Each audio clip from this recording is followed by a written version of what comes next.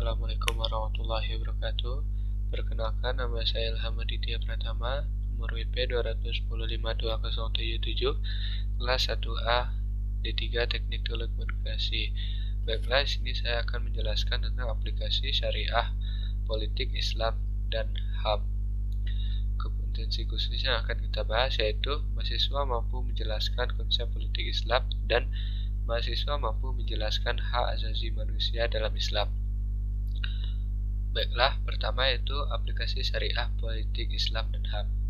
Konsep politik Islamnya yaitu menurut Quraisy Shihab, politik adalah segala urusan dan tindakan berupa kebijakan dan siasat mengenai pemerintah negara dan terhadap negara lain dengan tujuan untuk kemaslahatan bersama. Konsep politik Islam. Dalam Islam, politik didasarkan kepada 3 prinsip, yaitu tauhid, risalah, dan khalifah. Tauhid adalah mengesahkan Allah selaku pemilik kedaulatan tertinggi. Oleh karena itu, manusia adalah pengembang amanah dari pemilik kedaulatan tertinggi itu, yaitu Allah, sehingga semua tidak tanduk politik yang dilakukan setiap muslim terkait erat dengan keyakinannya kepada Allah Subhanahu wa taala. Yang kedua, risalah, yaitu medium perantara penerimaan manusia terhadap hukum-hukum Allah. Dalam menjalankan pemerintahan, risalah berfungsi sebagai sumber norma dan nilai. Sedangkan manusia adalah khalifah atau pemimpin yang diberi tugas oleh Allah Subhanahu wa taala untuk mengurus dan mengatur kehidupan di dunia termasuk dalam masalah pemerintahan. Khalifah dituntut untuk melakukan tugas kekhalifahan dengan baik dan maksimal sesuai dengan aturan-aturan yang ditetapkan oleh Allah Subhanahu wa taala. Norma dan syarat kepemimpinan. Norma karakteristik politik Islam dengan politik lain adalah: yang pertama, politik merupakan alat atau sarana mencapai tujuan, bukan dijadikan tujuan akhir atau suatu-satunya. Yang kedua, politik Islam berhubungan dengan kemaslahatan umat. Yang ketiga, kekuasaan mutlak adalah milik Allah. Yang keempat, pengangkatan pemimpin didasari atas prinsip musyawarah. Yang kelima, ketaatan kepada pemimpin wajib setelah taat kepada Allah dan Rasul.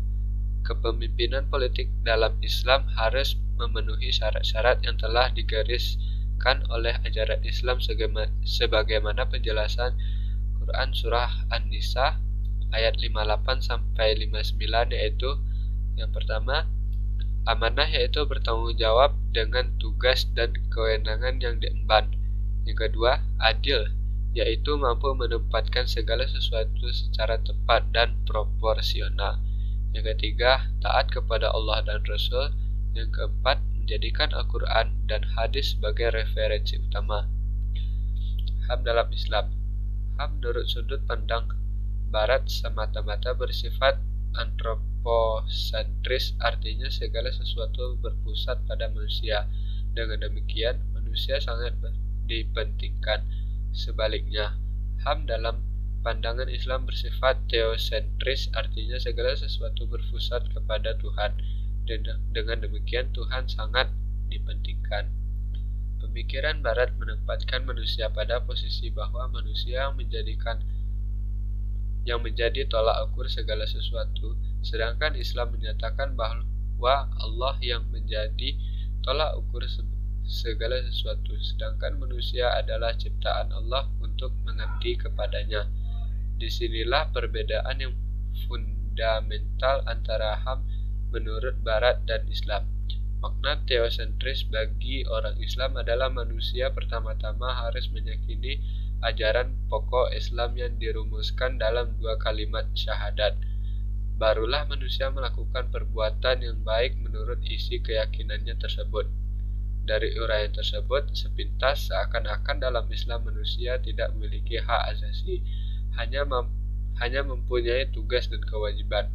Namun, secara paradoks, di dalam tugas-tugas inilah terletak semua hak dan kemerdekaannya.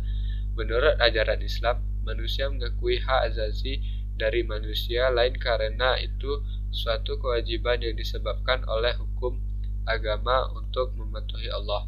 Oleh karena itu, HAM dalam Islam tidak semata-mata dilandasi kewajiban hak asasi, tetapi hak asasi dilandasi kewajiban hak manusia untuk mengabdi kepada Allah sebagai pencipta. Kewajiban yang diperintahkan kepada umat manusia adalah hukukullah, yaitu hak Allah seperti ritual ibadah, dan hukukul ibadah, yaitu hak manusia terhadap sesamanya dan makhluk lain. Terima kasih atas perhatiannya. Saya ucapkan Assalamualaikum warahmatullahi wabarakatuh.